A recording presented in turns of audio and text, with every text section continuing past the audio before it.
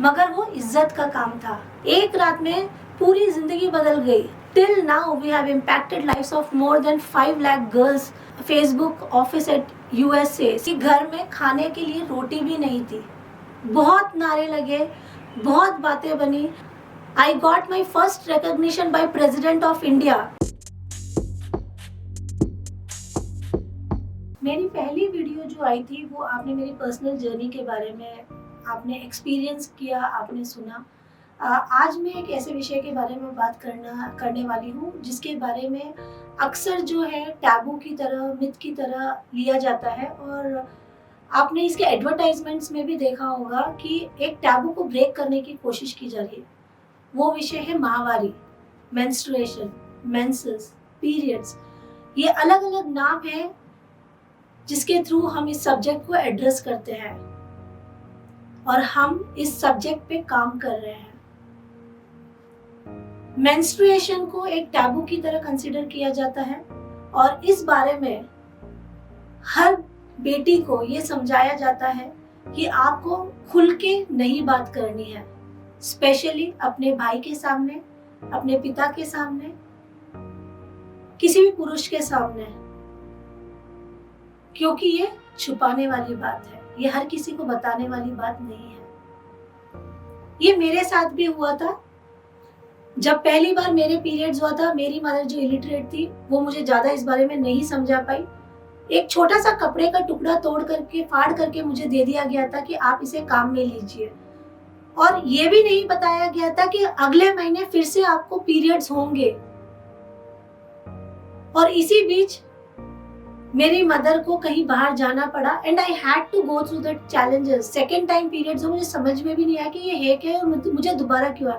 And this was the not challenge that I faced. ऐसे हजारों लड़कियां हैं, ऐसी हजारों महिलाएं हैं जो इस समस्या से जूझ रही हैं।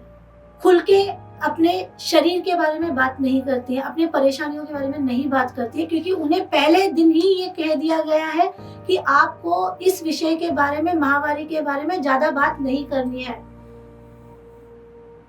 ये विषय ना केवल फिजिकली आपको अफेक्ट करता है बल्कि मेंटली भी आपको अफेक्ट करता है। मेंस्ट्रुएशन एक टैबू नहीं है, ये एक सेलिब्रेशन है। ये आपको अपने अस्तित्व की, अपने पहचान का एहसास दिलाता है। और इस विषय को, इस टैबू को, जिसके लिए हमें बचपन से समझाया जाता है कि आपको खुल के नहीं बात करना है, हम लोग इस टैबू को तोड़ने की कोशिश कर रहे हैं, इस विषय पे बात करने की कोशिश कर रहे हैं हमारे इनिशिएटिव के माध्यम से, जिसका नाम है स्पॉटलेस डे, बेदाग नारी। माहवारी आने का मतलब ये नहीं है कि आप में दाग लगा है, आपको शर्माना है, आपको डरना है कि अब क्या। उन दिनों में आप लोगों को ये कहा जाता है, या बहुत सारी महिलाओं के साथ ऐसा होता है, अलग अलग राज्यों में अलग अलग तरीके से देखा जाता है, अलग अलग शहरों में अलग अलग तरीके से देखा जाता है, अलग अलग गाँव में अलग अलग तरीके से देखा जाता है, अलग अलग नाम से एड्रेस किया जाता है। जब मैं हजारों महिलाओं के साथ डिस्कस करती हूँ तो कुछ महिलाएं कहती है कि हम लोग उन दिनों में रसोई में नहीं जा सकते हैं। कुछ महिलाएं ये कहती हैं कि हम उन दिनों में पूजा घर में प्रवेश नहीं कर सकते, पूजा नहीं कर सकते। कुछ महिलाएं ये कहती हैं कि हम अचार बनाते हैं और वो अचार खराब हो जाता है, इसीलिए हमें मना कर दिया गया है कि अचार, पापड़ जैसी चीजें हम नहीं हमें ये काम नहीं करना चाहिए माहवारी के दौरान, या आसपास ऐसी जगह में नहीं जाना चाहिए। मगर क्या कभी किसी ने सोचा है कि जो जॉइंट फैमिली में रहता है वो तो ये सारी चीजें फॉलो कर सकता है, मगर जो न्यूक्लियर फैमिली में रहता है वो इसे कैसे मैनेज कर रहा है? क्या उनके घर में अचार खराब नहीं होते जब वो अचार निकाल करके अपने हस्बैंड को सर्व करते हैं? क्या कभी किसी ने सोचा न्यूक्लियर फैमिली में खाना कौन बनाता है उन दिनों में जब दूसरे जॉइंट फैमिली में एक महिला के पीरियड्स हो रहा है और दूसरी महिला ने खाना बना लिया? न्यूक्लियर फैमिली में ऐसा क्या होता है कि वहां पे वो सारी चीजें मैनेज हो जाती है? तब क्या उनके किचन में जो खाना बनाया गया है वो खराब नहीं होता है, वो प्रदूषित नहीं होता है? क्या वो अचार निकाल के अपने हस्बैंड को, अपने बेटे को या अपने परिवार में किसी को सर्व कर रही है या खुद के लिए भी खा रही है, तो क्या वो अचार खराब होता है या नहीं होता है?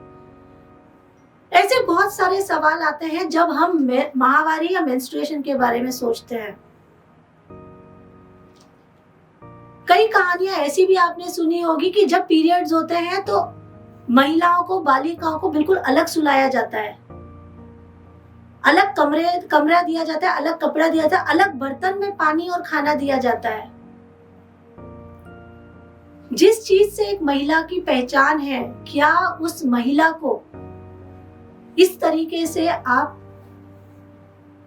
अलग कर सकते हैं कि उसे आप ये कहें कि आप अलग रूम में जाके रहिए, अलग बर्तन में खाना खाइए, अलग बर्तन में पानी पीजिए? इस सवाल का जो जवाब है वो आप में खुद में है।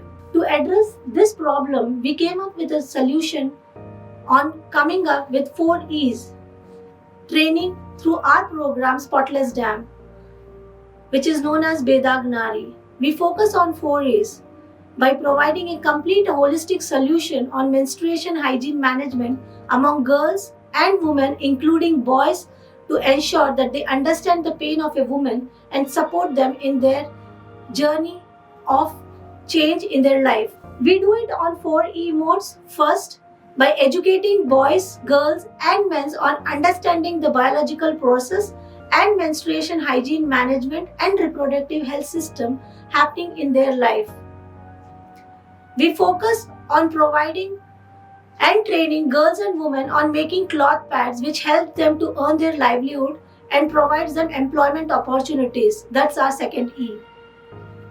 We also empower girls and women who don't have access or cannot afford to buy the cloth pads or disposable pads available in the market by providing them a sustainable solution named cloth pad made of bamboo charcoal, which is one of the innovative solutions designed by Praveen Lata Sansthan Foundation and made of bamboo charcoal, which provides a livelihood opportunity to women.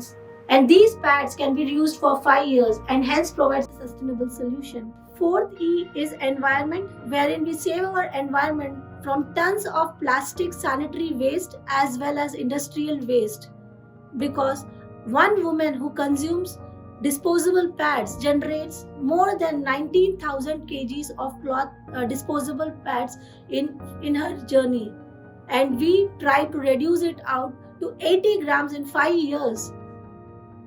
That helps our environment to save from the plastic sanitary waste which fill our landfills and takes around 500 to 800 years to decompose.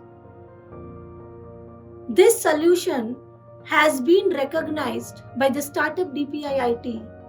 We also recently were invited by Government of India in Dubai at Dubai Expo to showcase our innovation at Indian Pavilion System, which was highly appreciated. We have been one among the finalists to showcase our project at the Indian Pavilion for our innovation. The innovation which came up was after understanding the need and the challenges of a woman. Because when we see Padman movie, they say that 28% women are using disposable pads. Then what are the other women doing?